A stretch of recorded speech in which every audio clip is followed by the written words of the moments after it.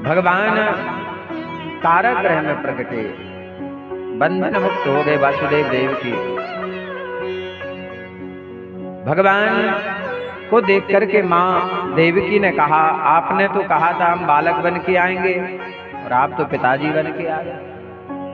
भगवान ने कहा, मैया जो काम मोको 12 वर्ष के बाद करनो है, मामा को मारने का, कंस मामा को जो दुष्ट अत्याचारी है, मैंने सोचा कौन इंतजार करे 12 वर्ष। मैया ने कहा, भगवान आप तो अपना काम कर लोगे, लेकिन जो आपने हमें वचन दिया है कि मैं आपको बाल सुख प्रदान करूंगा, वो मुझे कैसे मिलेगा?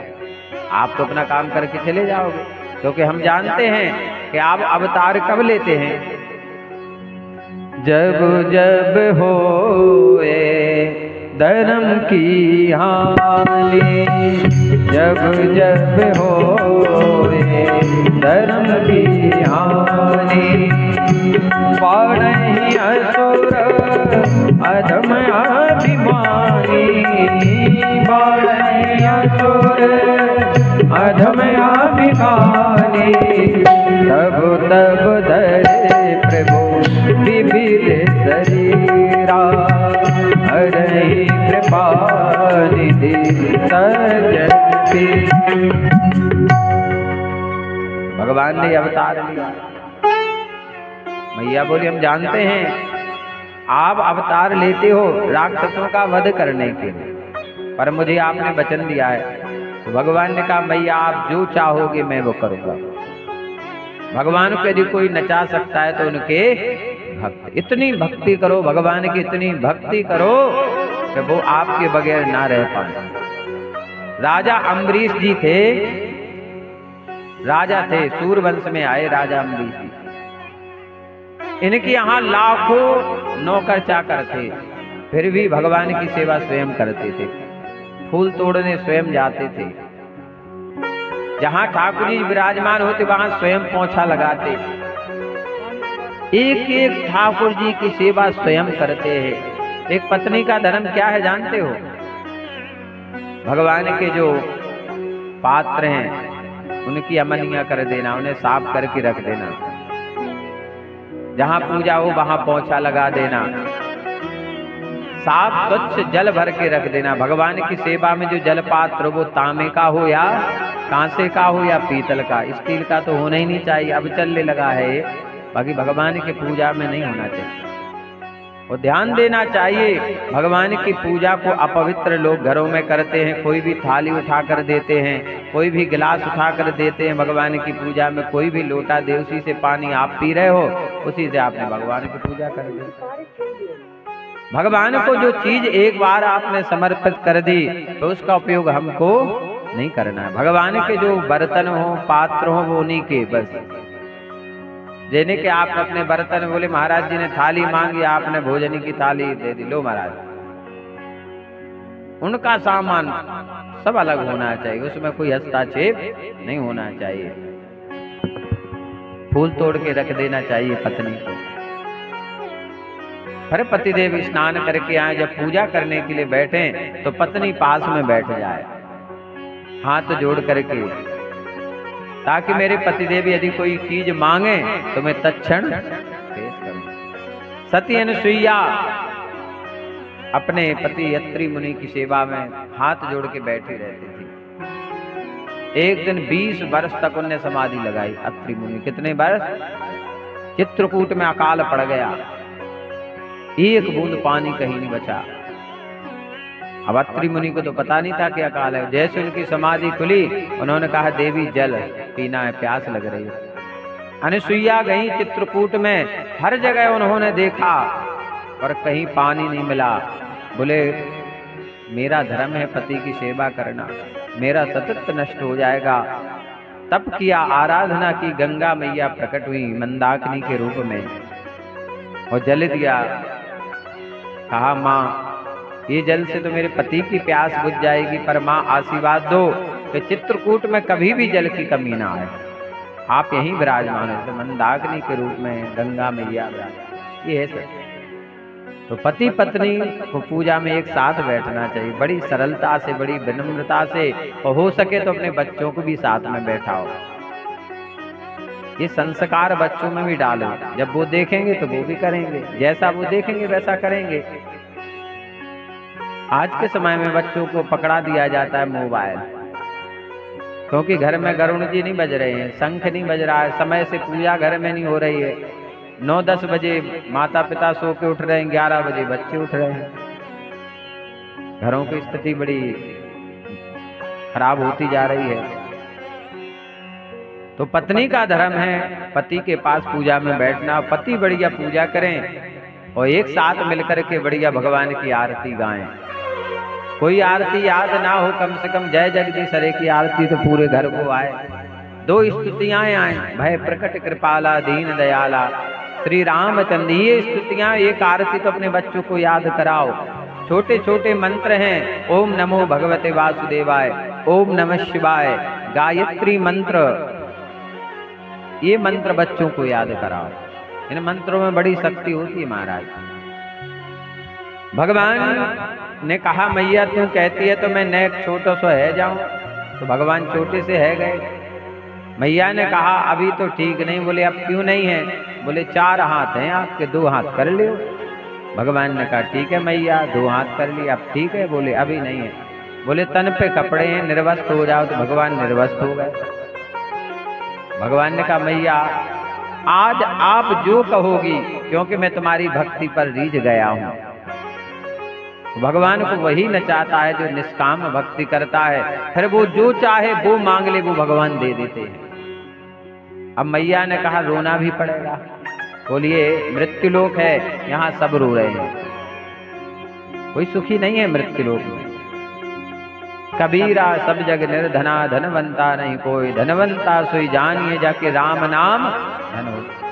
और दुखी कैसे हैं? कोई तन दुखी, कोई मन दुखी, कोई धन बिन रहते उदास, और थोड़े थोड़े सब दुखी,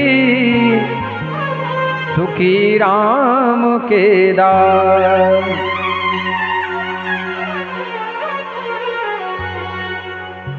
कोई तन से दुखी है महाराज, क्योंकि घर में सब कुछ है, भगवान ने सब कुछ दिया है, पर ऐसी बीमारियां दे दी कि डॉक्टर ने कहा घी बंद है, तेल बंद है, मीठा बंद है, मतलब जो जो तुम्हें पसंद था वो सब बंद है। मूंग की दाल का पानी और सूखी रोटी खाओ।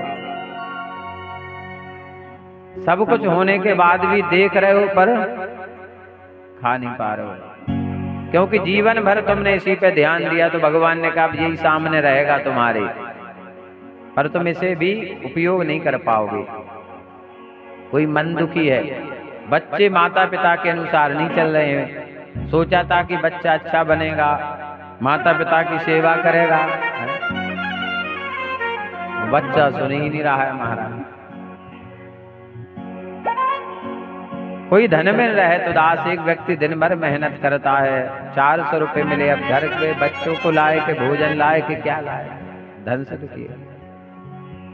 कोई तन दुखी, कोई मन दुखी, कोई धन में रहे तो दाओ, थोड़े थोड़े सब दुखी। किसी भी घर में चले जाओ तो कोई ना कोई समस्या है महाराज, पर शांति नहीं है।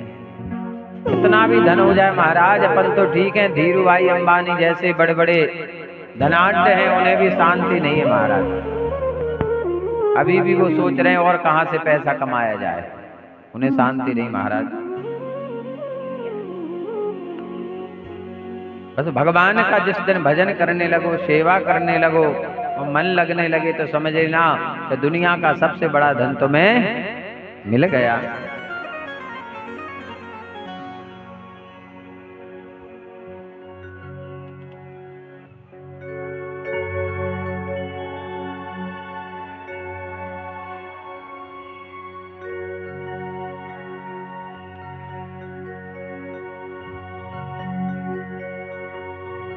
कैसा मेला लगाया तूने श्याम, सारी धरती जपे तेरा नाम। कैसा मेला लगाया तूने श्याम, सारी धरती जपे तेरा नाम। कैसा मेला लगाया, कैसा मेला लगाया, कैसा मेला लगाया तूने श्याम, कैसा मेला लगाया तूने श्याम, सारी धरती जपे तेरा नाम। कैसा मेला लगाया तूने श्याम, सारी धरती जपे तेरा नाम।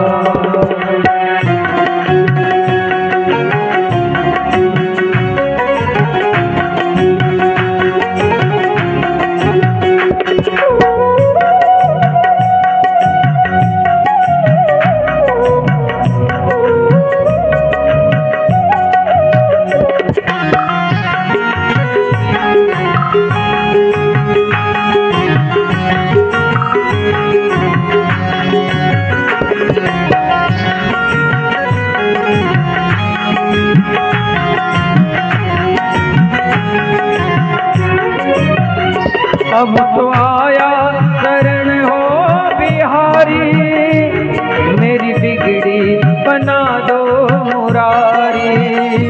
अब तो आया शरण हो बिहारी, मेरी बिगड़ी बना दो मुरारी।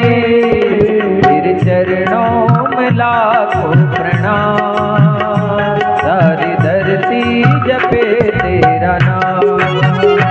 तेरे चरणों में लाखों प्रणाम, सारी धरती जपे तेरा नाम। कैसा मेला लगाया, कैसा मेला लगाया, कैसा मेला लगाया तूने श्याम, कैसा मेला लगाया तूने श्याम, सारी धरती जपे तेरा नाम। कैसा मेला लगाया तूने श्याम, सारी धरती जपे तेरा नाम। भगवान की सेवा में, भगवान के भजन में जब हमारा मन लगने लगे, भगवान अच्छे लगने लगे, सेवा अच्छी लगने लगे महाराज, तो ये समझ लो कि दुनिया की सबसे बड़ी दौलत आपको मिल गई है।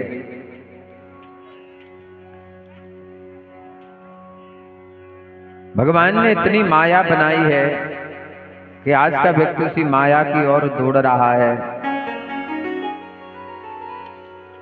धन दौलत पैसा नाम यश इसी की ओर दौड़ता चला जा रहा है।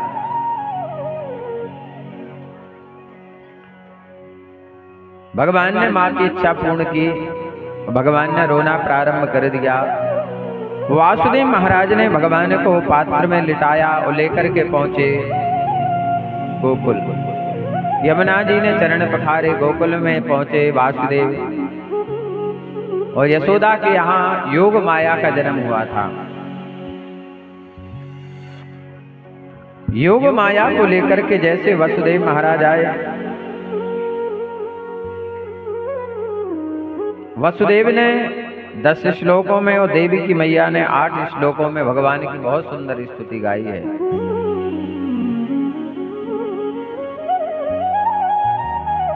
इधर कंस इंतजार कर रहा था कि देवकी की कब अष्टम संतान हो और मैं उसका वध कर दूं।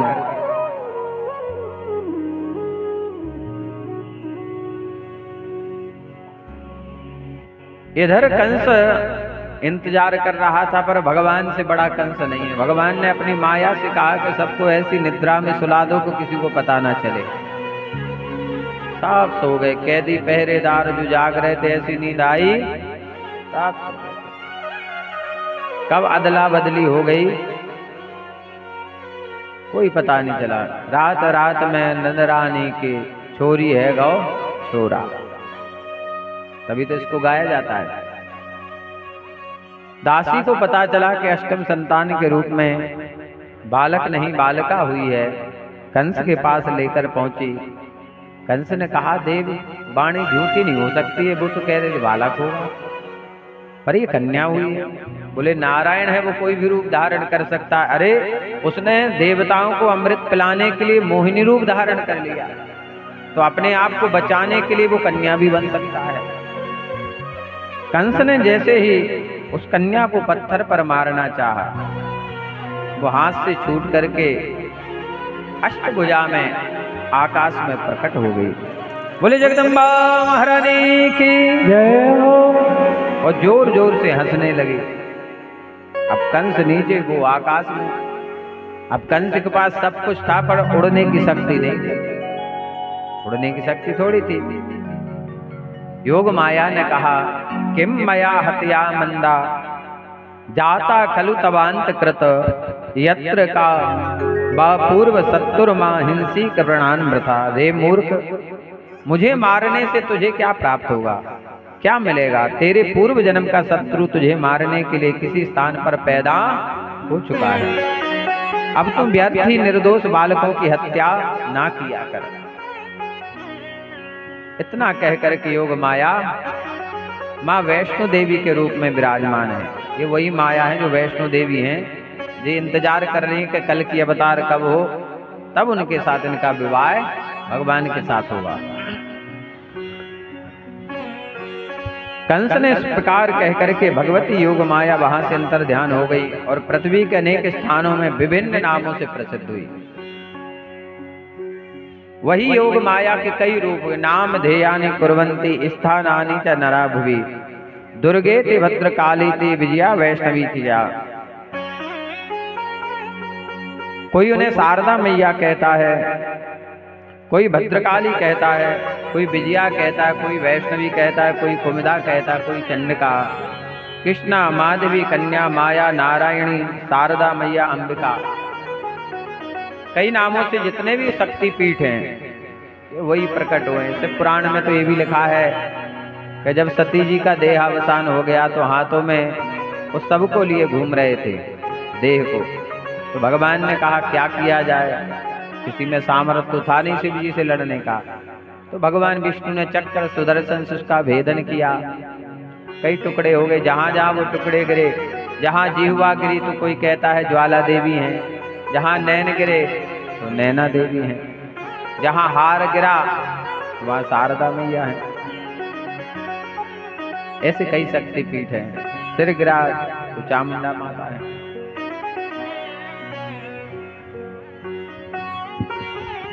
भगवान इधर कंस ने रात्रि में सभा की, बोले मेरे काल ने जन्म ले लिया है, क्या करना चाहिए? एवं तस्याम रात्राम व्यतीयाय। कंस को पूरी रात नींद नहीं आई। बोले मेरे काल ने जन्म ले लिया और मुझे पता नहीं चला और वो भाग भी गया। अब भगवान का एक नाम है नटवर। नटवर का अर्थ होता है कि जो अपना काम बना ले और सामने वाले को पता ना चले। इसलिए भगवान मैया इस भजन को भी बड़ा सुंदर गाती एक पंक्ति में, नटवर नागर नंदा भजो रे मन गोविंदा। नटवर नागर नंदा भजो रे मन गोविंदा। श्याम सुंदर मुख चंदा, श्याम सुंदर मुख चंदा भजो रे मन गोविंदा। नटवर नागर नंदा भजो रे मन गोविंदा।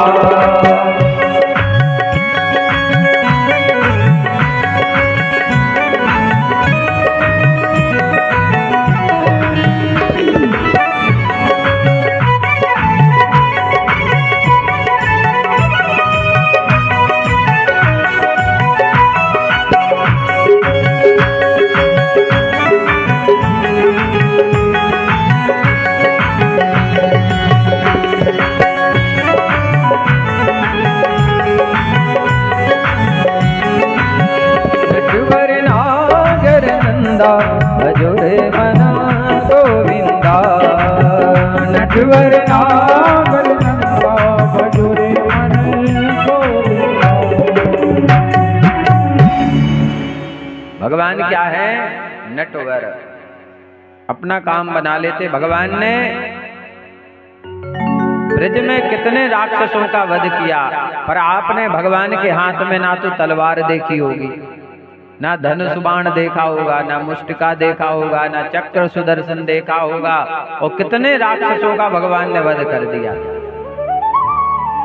और एक और विशेषता बताएं आपको,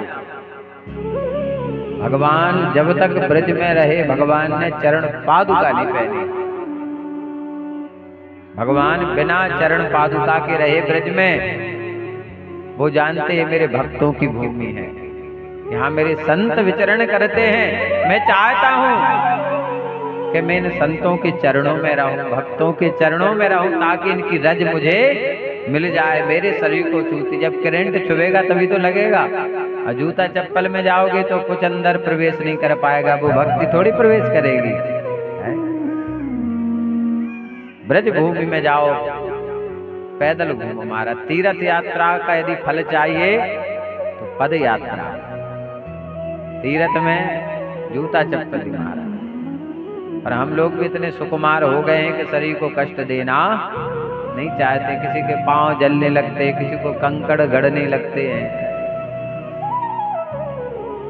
कंस ने पूरी रात नींद नहीं आई कंस को। बोले क्या किया जाए। गर्ग संहिता में हमने पढ़ा है,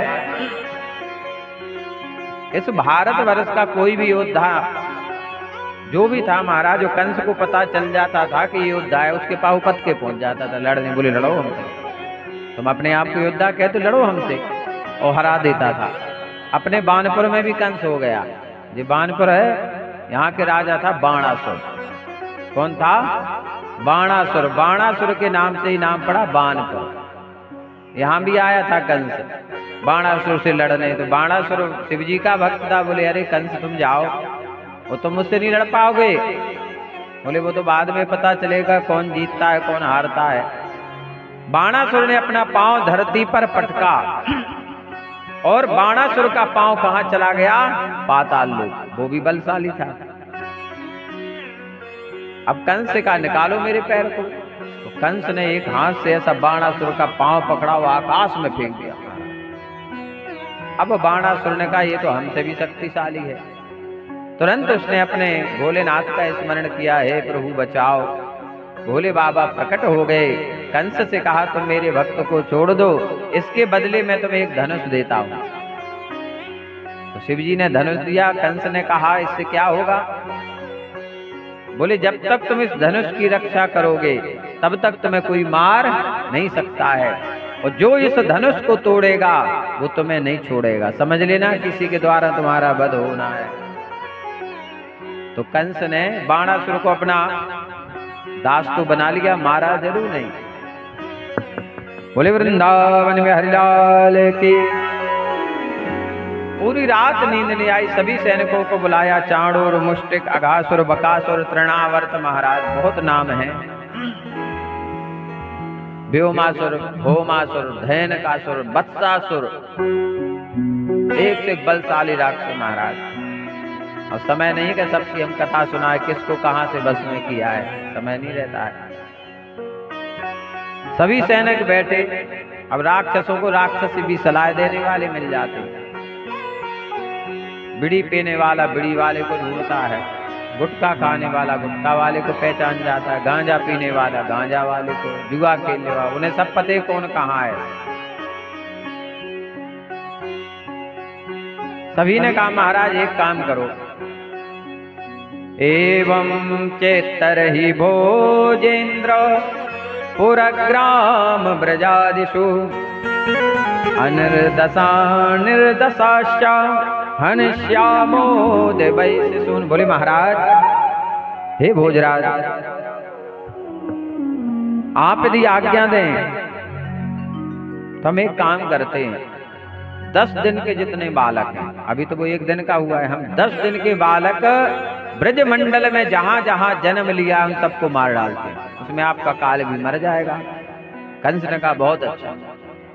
अहीर बस्तियों में जाकर के, गांव-गांव में जाकर के महाराज जितने 10 दिन के बालक थे सबका वध करने लगे। किसी को तलवार से, किसी को पत्थर पर, किसी को हवन कुंड में, सब बच्चे मार डाले महाराज।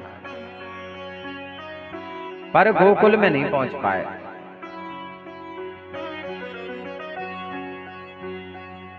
गोकुल के जो राजा थे उनका नाम था नंद राय।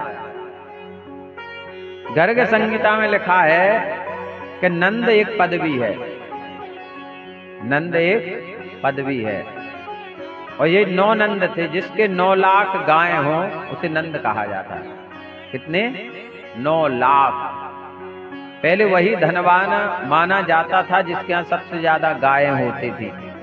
हमें ध्यान है, हम जब छोटे से थे भैंस तो हमने नहीं देखी, पर गायें हजारों की तादाद में हमने देखी।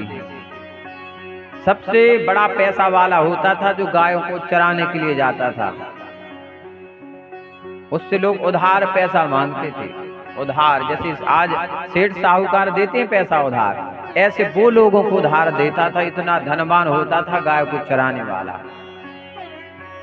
क्योंकि लोग जाते नहीं थे, वो वहां छोड़ या वो पूरा दिन चराता था, उसे हर महीने पैसा मिलता था।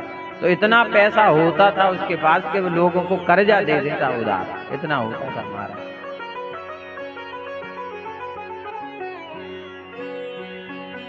तो 9 नंद महाराज भगवान के यहाँ कितनी गायें थी? 81 लाख।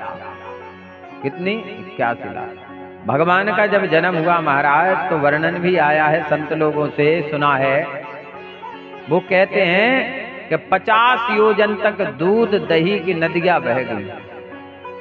अपने यहाँ तो 5 किलो दही आ जाए, 1 किलो मक्खन आ जाए। अब दुकान की क्या गारंटी? कोई में भैंस को है, कोई में गैया को मिक्स है, कोई में पानी मिक्स है, उसी में मैदा मिक्स हो जाए, का आलू मिक्स हो जाए। और तो ठीक है महाराज, ये जो खाद होता है उसका भी दूध बनने लगा। ध्यान देना, ठाकुर जी की सेवा में जितना हो सके तो विशेषकर गाय के दूध, गाय का घी, गाय का दही, इन सब का उपयोग होना चाहिए। जो घर में चाहते हैं कि लक्ष्मी आए तो गाय के गोबर से ही लीपना चाहिए। अब भैंस में तो कोई देवता वास करते नहीं, अब उनके गाय के भैंस के गोबर से लीपो तो कौन देवता वास करें? काल करें यमराज, वही बैठते हैं उन पे। गाय माता में समस्त देवी देवता विराजमान होते हैं। पर आज के समय में दरवाजे पर गाय के गोबर से भी लिपना बंद हो गया, इसलिए सब परेशान है लक्ष्मी से, क्योंकि गाय के गोबर में स्थान मिला लक्ष्मी जी को। सभी देवी देवता जल्दी जल्दी आ गए तो गाय में उन्हें जगह मिल गई। अब सारी नदियां, गंगा यमुना सरस्वती, सारी नदियां, और लक्ष्मी जी सबसे बाद में आए। बोले माता जी हमें भी जगह दे दो। बोले अब तो 2 ही चीजें बची हैं, गोबर और गौ। तो गोबर में वास मिला लक्ष्मी को। गोमयम गौरी फलमयम गणेश। और सारी नदियों का निवास हुआ गाय के गोमूत्र। कैंसर की आज तक दवाई नहीं बनी है, पर गाय माता के पास है। महाराज हम गारंटी ले रहे हैं, आप प्रतिदिन गाय की जो चीजें हैं, या तो पंचगव्य का सेवन करो, 5 चीजों को मिला करके, दूध दही घी, थोड़ा सा गोबर, थोड़ा 1 बूंद गौमूत्र, इसका सेवन करो। अगर आपको गौमूत्र गोबर लेने में दिक्कत आती है तो 3 में से 1 चीज रोज खाओ। या तो रोज गाय का दूध लो 1 गिलास, दूध ना मिल सके तो गाय का दही। अगर इतने भी पैसे ना हो तो जिसके यहाँ मठा भूमता हो गाय का, तो उसे 1 लोटा मठा मांग लाओ, जो गरीब हो। तो गाय का मठा, छाछ। महाराज इनमें से आप 1 चीज प्रतिदिन सेवन करो, हम गारंटी लेते हैं आपको जीवन में कभी कैंसर नहीं होगा। जी है गाय की विशेषता। कैंसर की आज तक दवाई नहीं है, पर हमारे सनातन धर्म में दवाई है, गाय माता में, और किसी में नहीं है। उसे कभी कैंसर नहीं हो सकता। महाराज बोले वृंदावन में हरिलाल की। आज गोकुल में महाराज आनंद की वर्षा हो रही है। आज नंदरानी सो रही है। भगवान का जन्म हो गया, पर मैया को बतौना है चलो। और जब घर में भाभी के ताए कछु होने होए तो नंद आ जाती हैं। अब इनकी नंद कौन थी? नंदा और सुनंदा। नंदा सुनंदा आ गई महाराज सेवा करने के लिए भाभी की, कि भाभी को कष्ट ना हो। क्योंकि विशेष स्नेह होता है माता पिता के बाद भाई और भाभी पर, क्योंकि माता पिता के बाद भाई और भाभी ही माता पिता के समान होते हैं महाराज, ये शास्त्रों में लिखा हुआ है। आज महाराज देखा नंदा सुनंदा ने कि भाभी रोज जल्दी जग जाए करें, आज भोर है गई अबेलो जागे ना है, नेक जाके देखे। नंदा सुनंदा जब पहुंची महाराज तो पहले घरों में बहुत खिड़कियां होती थी, अब तो पैक घर बनने लगे इसलिए लोग बीमार होने, पहले खूब खिड़कियां होती थी। जिन घर में दिन में लाइट जलती उस घर में हमेशा वास्तु दोष रहता है। जिन घर में दिन में यदि लाइट जलती होगी घर के अंदर तो उसमें हमेशा वास्तु दोष रहेगा। तो घर मकान ऐसा बनवाएं कि आपको दिन में लाइट न जलानी पड़े, सूर्य का प्रकाश अंदर होना चाहिए। झरोका में झांक के देखा महाराज तो खेल रहे थे, पीली पीली चदरिया ओढ़े। अब नंदा सुनंदा ने विचार किया कि पतो तो होना, क्योंकि पहले तो घर ही में डिलीवरी होती थी, अस्पताल में तो कोई मतलब ही नहीं था, घर ही हो जाते थे महाराज। पता चला माता जी रोटी बना रही, पेट प्राण लगो, 15 मिनट में डिलीवरी हो गई। तो आज के समय में डॉक्टर कहते रेस्ट, इसे भी रेस्ट बता देते कि कम से कम 40,000 रुपया तो मिले हमें, वे कबो नहीं चाहो कि तुम काम करो, 40 पेट जब ही चले जब तुम कछु नहीं करो। डॉक्टर साहब अगरबत्ती लगाओ सब बीमार हो जाए, वकील साहब अगरबत्ती लगाओ बोले खूब केस बन गए, पुलिस वाले अगरबत्ती लगाए खूब रिपोर्टें डरे, मकान मालिक अगरबत्ती लगाओ इसका कभी मकान न बने जो किराए से ले, किराएदार कह रहा इसको सामान घर को बढ़ा जाए हमारी दुकान चले। अब महाराज जी सोचत के जजमान खुश रहे तो प्रणता ही चले। बोले वृंदावन में हरिलाल की। नंदा सुनंदा ने विचार कियो कि मेरी भाभी के ताए लाला है जाए, विशेष खुशी होती है। बोले लाला है जावे, पर हमारे सनातन धर्म में जिस घर में सबसे पहले बेटी जन्म लेती है वो घर बड़ा भाग्यवान माना जाता है, क्योंकि साक्षात लक्ष्मी है महाराज। बेटे भी हो जाए तो भी तुम्हें लक्ष्मी की आवश्यकता पड़ेगी महाराज, बहू के रूप में।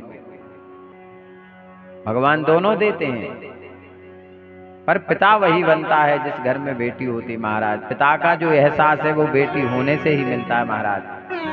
यदि घर में बेटी नहीं है तो किसी ना किसी को अपनी बेटी मान लो, वो आपको वही सुख मिलेगा पिता का। पिता तभी बन पाओगे जब किसी को अपनी बेटी मानोगे। बेटों से कोई पिता नहीं बनता, बेटी से पिता बनता है। वही लाड़ प्यार, बेटों से 1000 गुना बेटी को प्यार दो महाराज। बेटी की गारंटी नहीं है कि वो तुम्हारी सेवा करेगा, और बेटी की गारंटी के वो जीवन पर्यंत तुम्हारी सेवा करेगी महाराज। बोले वृंदावन में हरिलाल की। नंदा सुनंदा पहुंची और जैसे चदरिया को हटायो तो नंद को लाला दिख गयो। बोले नंद के लाला की जय हो। महाराज आनंद बरस गया, नंद के आनंद भयो जय कन्हैया लाल की। महाराज नंदा सुनंदा दौड़ी आई, भैया बधाई हो, भैया बधाई हो। महाराज ऐसी दौड़ी आई दोनों बहनें तो मोहल्ले वाले गोपियां देखने का हो गया है, क्या हो गया, क्या हमारी यशोदा रानी के यहाँ लाला हो गया है। महाराज लगता तो ऐसा ही है। आज नंद बाबा की बहनें दौड़ी जा रही हैं और नंद बाबा बैठे अथाई पर। बधाई हो भैया, बधाई हो। नंद बाबा के हाथ से माला छूट गई। हे भगवान क्या हो गया है, हे भगवान क्या हो गया है। अरे भगवान तो इतनी खुशी है, प्रसन्न है, नेक को जल्दी बताए दे क्या हो गया है। बोले भैया ऐसे ना बताऊंगी, खुशखबरी है, पहले ये बता मोह को क्या मिलेगा। बोले अरे बहना तो को जो चाहिए वो मिलेगा। बोले भैया आपके ताए लाला को जन्म है गयो है, लाला के जन्म की आपको बहुत बहुत बधाई हो, बधाई हो, बधाई हो। नंद बाबा सोने की मोहरों की पुटरिया लिए हुए थे महाराज। पहले जो लोहा की सिक्का नहीं चलते थे, पहले ब्राह्मण की विदाई होती थी 1.25 रुपए से। जो विधान है 1.25 रुपए का, वे जे सिक्का नहीं होते थे, सोने के होते थे, ध्यान रखना। काय के सोने। भागवत में लिखा है कि ब्राह्मण की विदाई 1.25 रुपए की करना चाहिए, पर कौन से? सोने के सिक्के की। जे नहीं जे 1.25 रुपया पकड़ा दो। आज तो आदमी बहुत होशियार होगा है महाराज, आरती में भी पैसा